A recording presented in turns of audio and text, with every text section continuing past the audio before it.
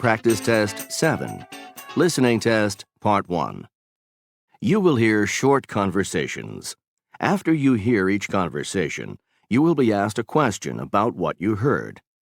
The answer choices are shown as pictures, A, B, and C. Circle the letter of the correct answer. You will hear each conversation only once. 1. How was the hotel you stayed at last weekend? Just gorgeous.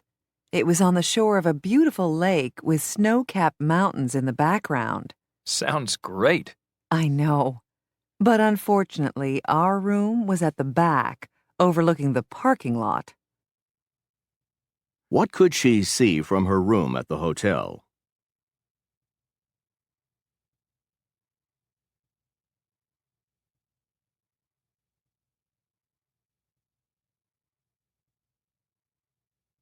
Two. How was school today? Not bad at all.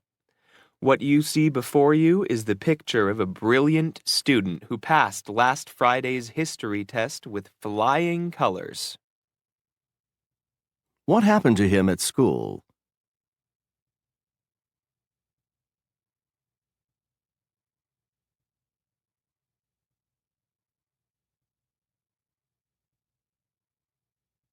Three. Can I give you a hand with dinner? Sure. Let's see, the turkey is almost done, so why don't you set the table? Sure, no problem. What is he going to do?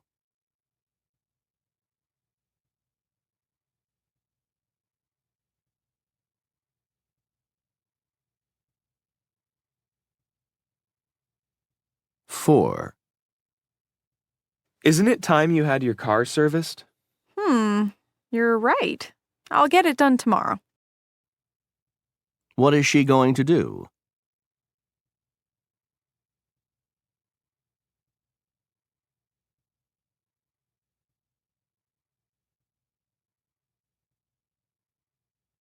Five. I've got a seat booked in a non-smoking car on the Metroliner from Philadelphia to Washington tomorrow morning. Can you give me the departure information on that, please? Yes, sir. You'll be departing at 9:15 from Platform 10. How does he plan to travel to Washington?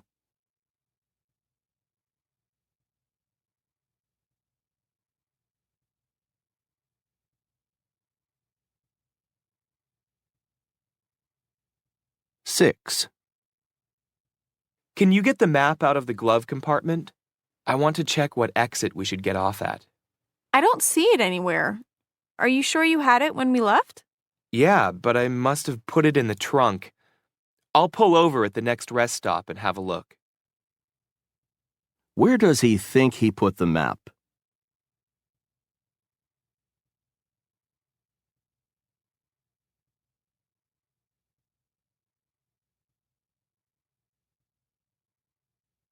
Seven. Shouldn't you insure your coin collection, Mark? You never know these days. I don't know. I know I have some valuable items, especially those silver dollars my grandfather gave me, but Joe just insured his stamp collection, and it cost him a fortune. Well, I'd check it out if I were you. I've even heard of people insuring their phone card collections. Which collection does she think her friend Mark ought to insure?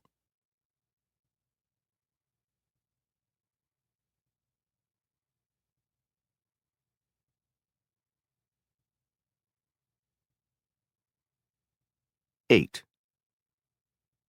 How did you enjoy New York City? Oh, it was great. Apart from the encounter I had on the street with a purse snatcher who helped himself to my handbag. What happened to her in New York City?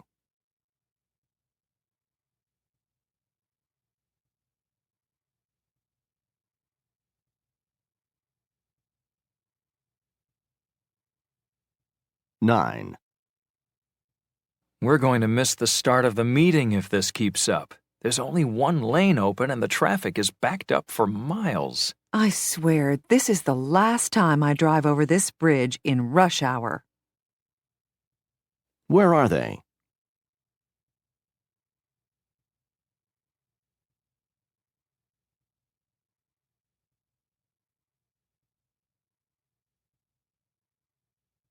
Ten. Do you need anything from the supermarket? I stocked up on meat and vegetables yesterday, but you could get me a quart of milk, and if you think of it, a large bag of potato chips and some soda. Sue and John are coming over to watch a movie after dinner tonight. What will she be doing later this evening?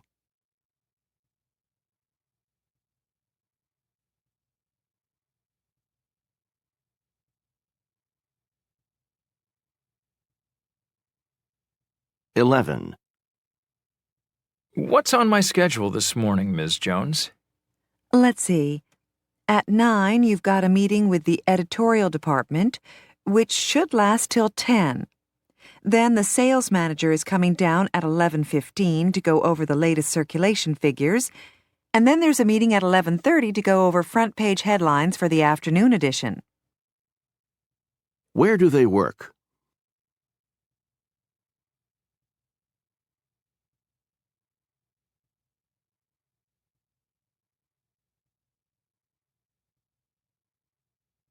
Twelve.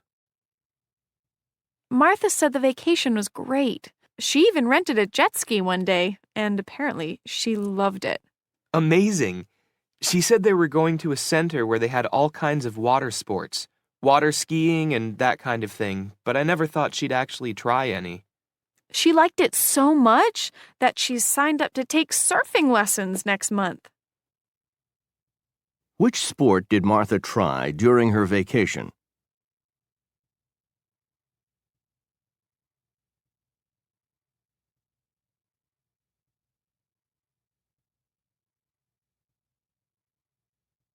Thirteen.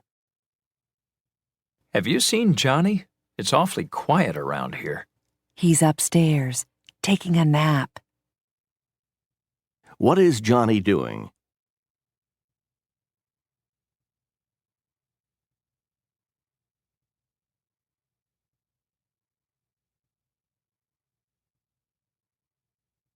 Fourteen. Do you feel like eating out tonight? I hear there's a great new cook at the Chinese restaurant. Chinese sounds fine, but why don't we have something delivered? There's a documentary on TV that I'd really like to see, and we can have dinner at the same time. Why not? What are they going to do?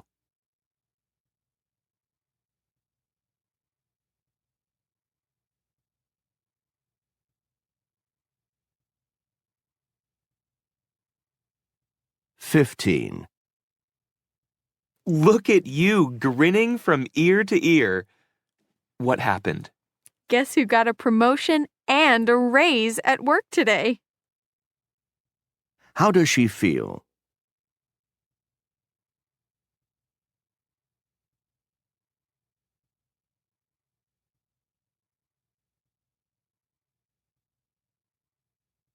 Sixteen. I don't know how some parents manage to pay for their kids to go to college. Well, we're just going to have to get used to it. It's tougher for us because we've got the twins, and it's double the cost at the same time. Our friends are finding it a whole lot easier because they're only paying for one kid at a time. I know. Just imagine if we had had triplets. How many children have the speakers got?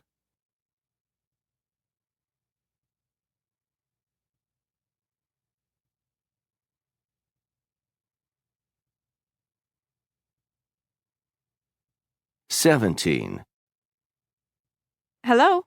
Hi, Mary. I was wondering if you could babysit for Susie tonight. Someone gave us tickets for the ballet at the last minute. I had planned to go to the movies tonight, but I suppose I could put it off till tomorrow. Thanks. I really appreciate it. What is Mary going to do?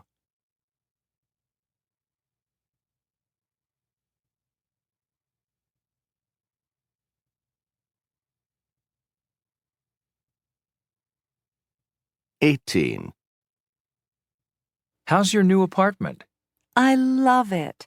It's larger than my old one and has a great view of the park. And even better, it's only a 5-minute walk to work. No more hour-long commute by bus in rush hour traffic. How did she used to get to work?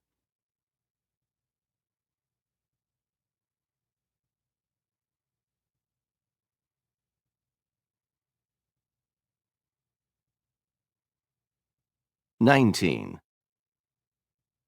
So, you survived your last day. How do you feel? Actually, I feel fine. You know, this was my first job. I was straight out of college when I started, so I'm ready for a change now, I think. You'll certainly have that. Teaching adults will be completely different from teaching kids. Where will the woman's new job be?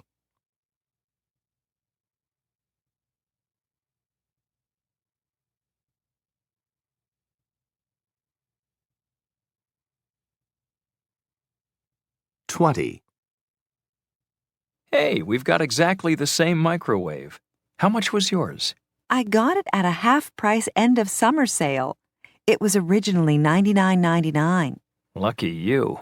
We paid full price. How much did the man pay for his microwave?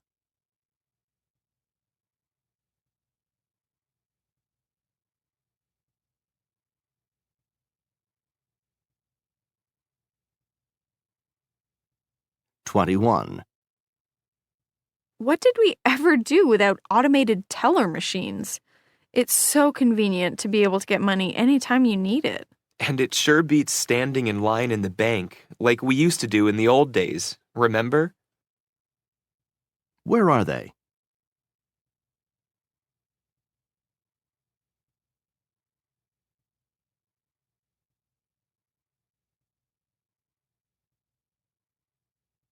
"22. I wasn't cut out for housework. I hate ironing. Here, let me give you a hand. What is he trying to do?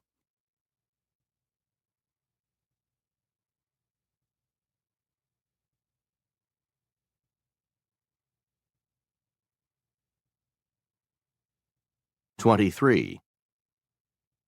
I can't get this old cassette player to work. Let's have a look. My mom used to have one of these, and they're pretty easy to use. All you have to do is press stop eject, pop in a cassette, and then press play. I did, but nothing happens. Maybe there's a tape stuck inside, or the cat knocked it over and broke it. Or it's just so old that it's no good anymore. Could be, but it would help if the plug was in the wall. Try it now. Duh. What's wrong with the cassette player?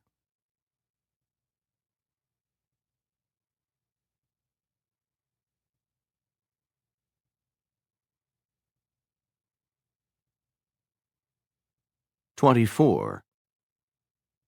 21 Maple Road? What a coincidence. My aunt and uncle live in that building too.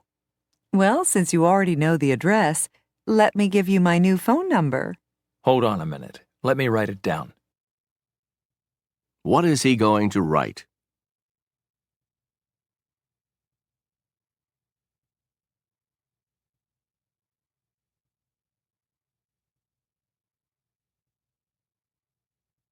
"25. Poor Bob. He's really upset about the accident. He could have ended up with much more than a broken arm. When I heard what had happened, I thought he would have broken both his legs at least. Exactly. It could have been a lot worse. At least his cuts and scratches were minor and he didn't need stitches. Which one is Bob?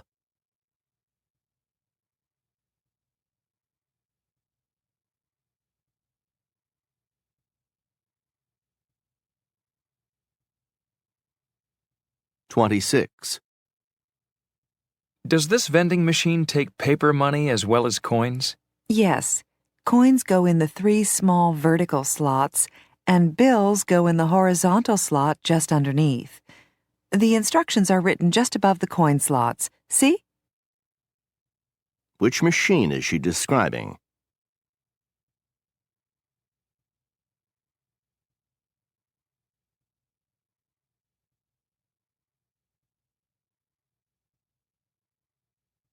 27. Let's look at the map and see how close our hotel is to the beach. Actually, I already did, but there's a better one here in the guidebook. Look, here's the hotel and here's the beach. It says it's about a 20-minute walk. The tour guide at the airport said we were near the sea. Where does the man find the information about the hotel?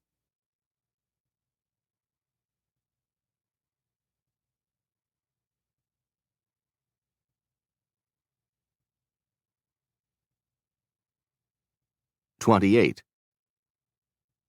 You must be John Silver. I'm Norma Douglas, Personnel Manager. Nice to meet you. Please have a seat, and we'll get started. Where are they?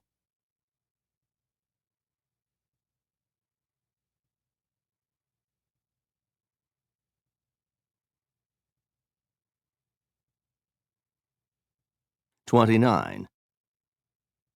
This fish is delicious. It tastes like it was just caught. Almost. I bought it fresh this morning from one of the fishing boats down at the harbor. Where did she get the fish?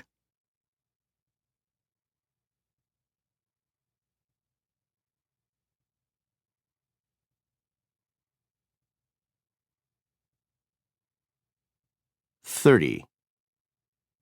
If you could play in an orchestra, what would you like to play? Now, I know what you're expecting me to say.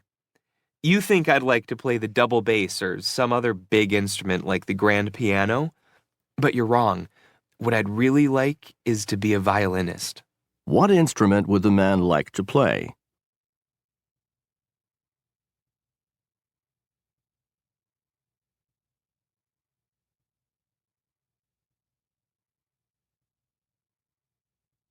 That is the end of Part 1.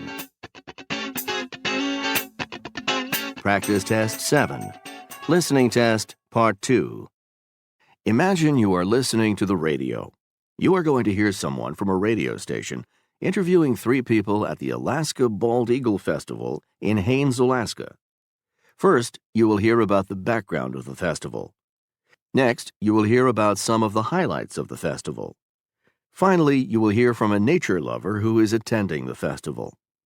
You will hear the interviews in several parts.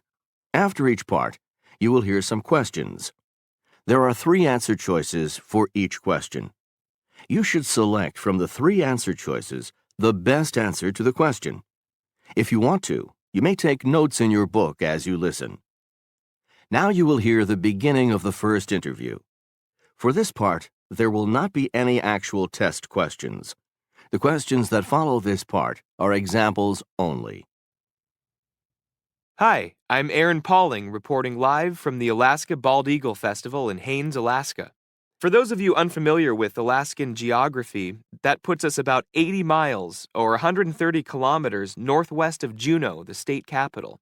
With me is Cheryl Lambert, one of the organizers of the festival. She's also an employee of the American Bald Eagle Foundation Natural History Museum that runs the festival. Hi, Cheryl. Hi, Aaron. We've got a great 4-day program lined up this year, both here at the museum and at the Chilkat Bald Eagle Preserve about 20 miles away. I'm glad you could join us. Example 1. Where are they now?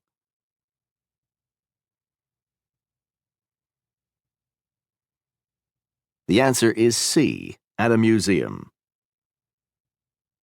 Example 2. Who is the reporter interviewing?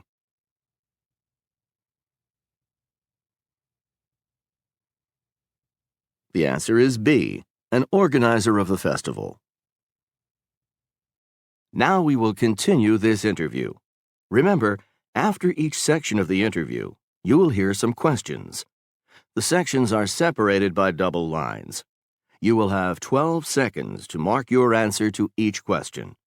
There will be 20 questions.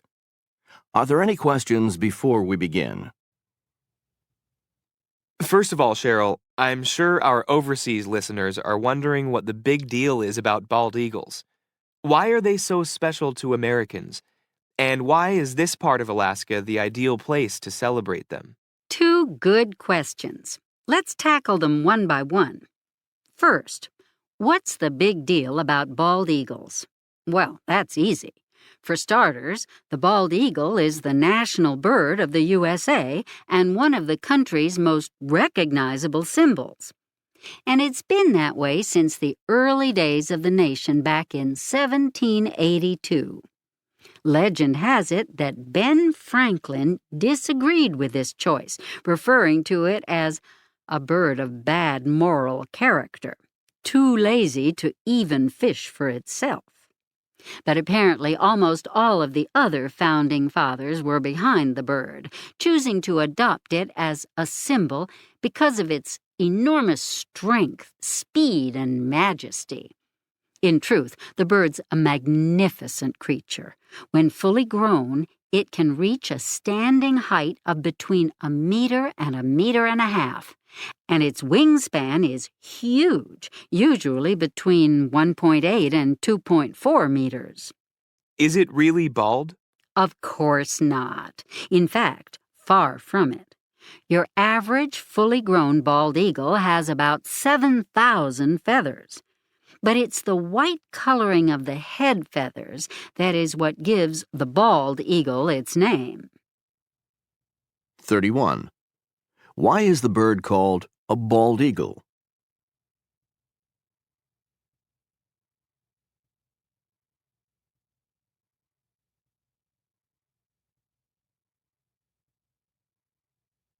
(32) Why was the bald eagle chosen as the national symbol of the USA?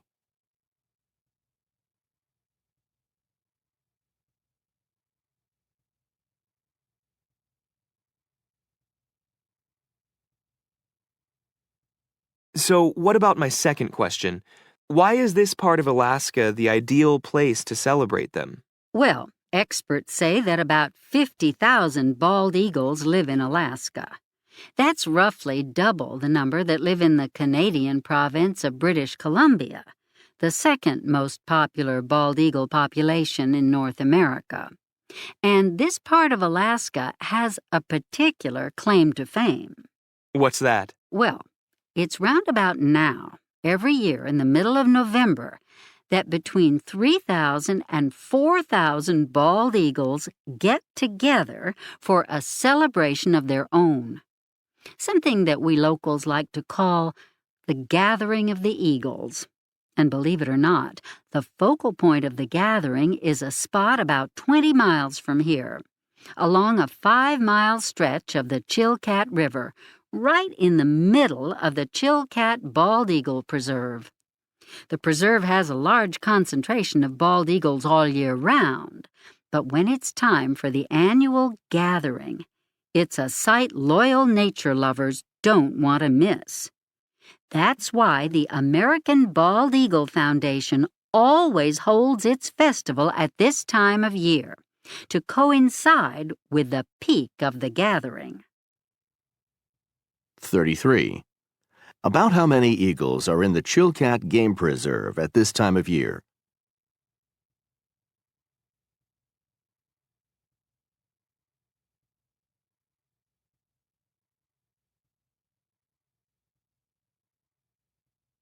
(34) How many bald eagles are there in British Columbia?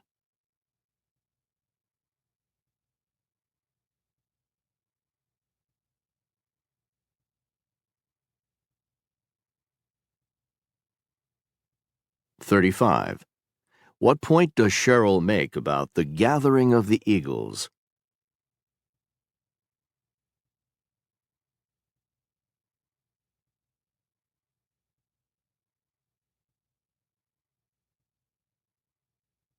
(36) Where does the gathering of the eagles occur?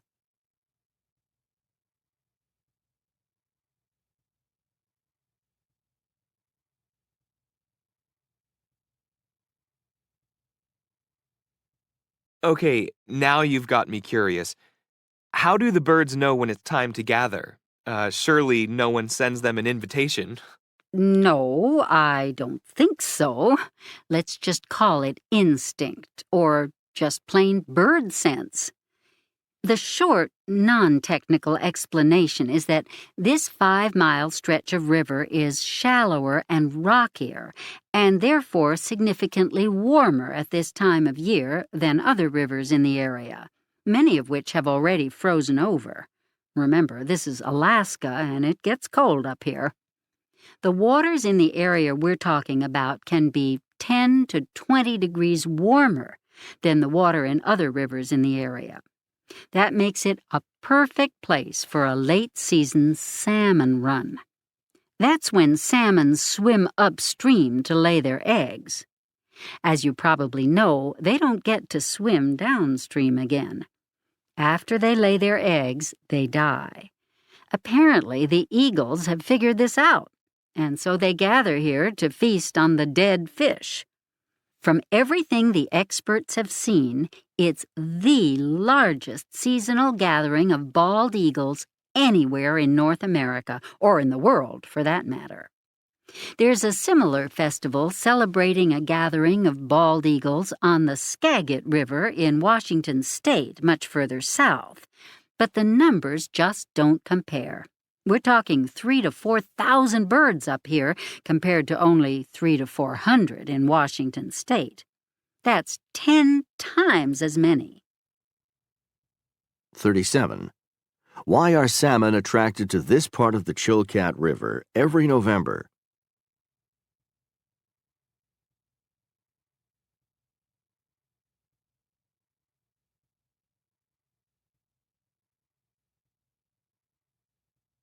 (38) What happens when the salmon reach the Chilkat's warm waters?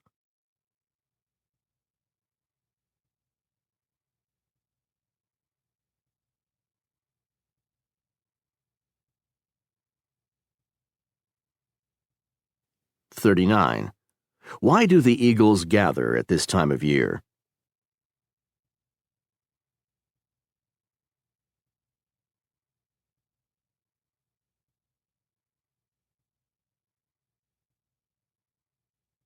(40) How does the gathering of eagles on the Skagit River in Washington State compare to the Chilkat gathering?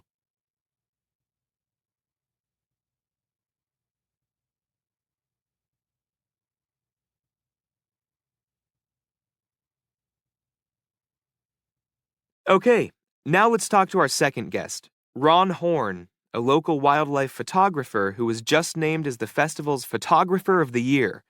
Ron's work is published frequently in the Chilkat Valley News and other newspapers, magazines, and tourist brochures all over Alaska. Welcome, Ron, and congratulations. Tell us a little bit about what your part in the festival will be this year.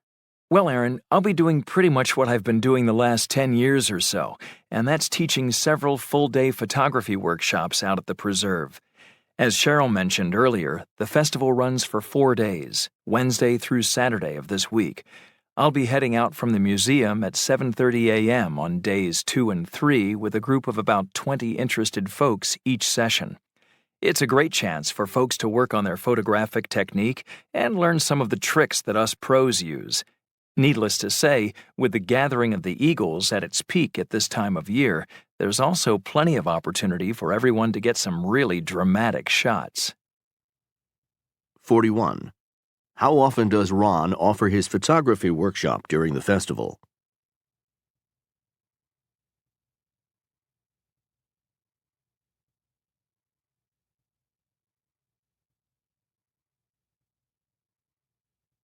(42) Where does Ron's workshop take place?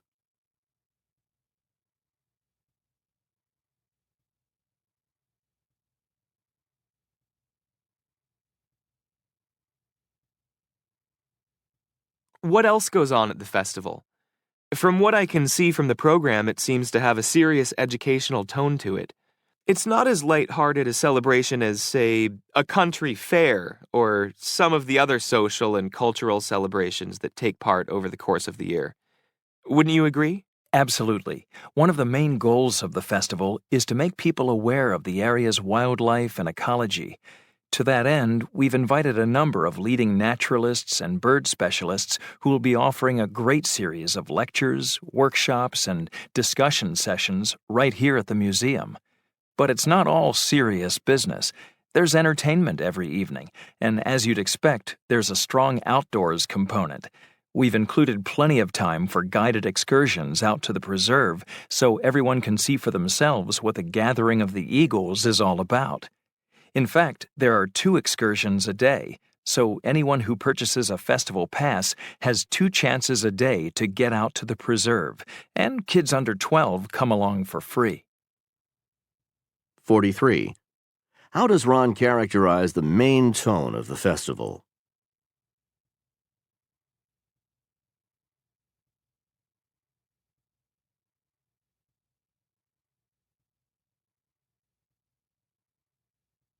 (44) What does the outdoor part of the festival consist of?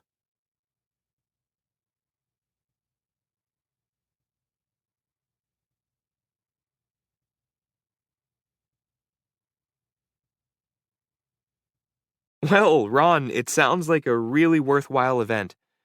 By the way, I hear there's a special event that most people enjoy coming out for on Saturday, the last day of the festival. Can you tell us about that? Sure, you're obviously referring to the Flight for Freedom ceremony that we have every year. That's always the highlight for most of us. Why? What's it all about? Well, you need to realize that back in the early 1980s, when the preserve was started, the bald eagle was considered an endangered species. That's when the Foundation and other groups really began to get serious about saving it. Anyway, programs were set up and experts began to breed bald eagles in captivity. And little by little, these birds have slowly been introduced back into the wild, to the point where the bald eagle population has bounced back, and it's now considered to be out of danger. That's impressive. But what's it got to do with the Flight for Freedom ceremony? Actually, everything. Each year since 2003, the Foundation has arranged for a number of birds from these breeding programs to be reintroduced back into the wild at the end of the festival. This year, we're going to release 4 birds. Everybody busses out to the preserve to watch the event.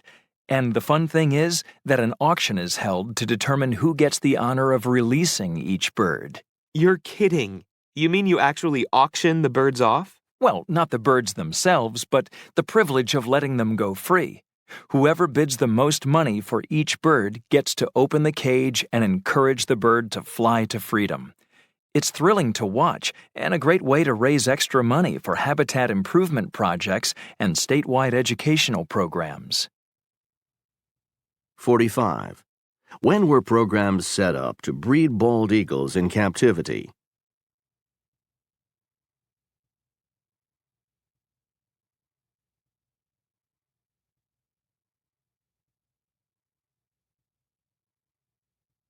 (46) What is true of the bald eagle population now?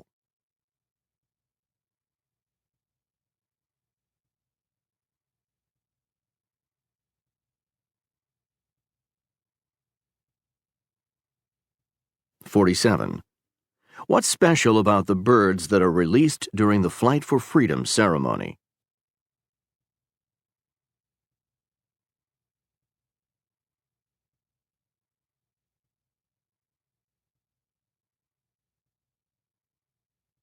Okay, time for one more quick interview.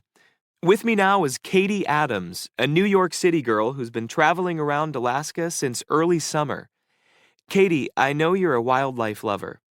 Has the wildlife you've seen here in Alaska met your expectations? Actually, it's exceeded them. This trip has been amazing. Some of my friends who were here last year organized their trip around visits to the major national parks, like Denali and Glacier Bay. But I decided to do it a little differently and go from one wildlife festival or native arts and crafts fair to another. It's a great way to see the state, especially between June and November when most of the festivals take place, before the really heavy winter sets in. Did I tell you that last week I was about 250 miles south of here in the town of Sitka? What were you doing there? Another festival? You got it. The Sitka Whale Fest, which is always timed to take place a week before the Bald Eagle Festival in early November. It's a 3-day symposium and festival that coincides with the time of year that humpback whales gather in Sitka Sound. I attended a bunch of lectures by international whale experts. went on several whale watching voyages in the Sound, and even took in a few concerts and an art show. The whales were simply amazing, as I'm sure the eagles are going to be. From this point on, winter begins to set in, and events like these are hard to find. But there are some great pre-Christmas fairs featuring Eskimo and other Native American arts and crafts, so I'll be focusing on those for the next month. 48. Where was Katie immediately before she came to the Bald Eagle Festival?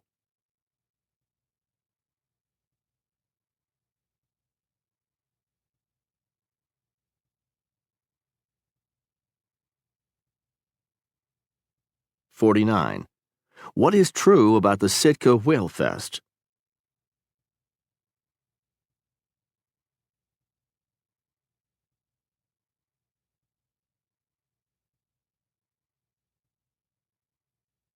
50. What kind of event will she probably attend next?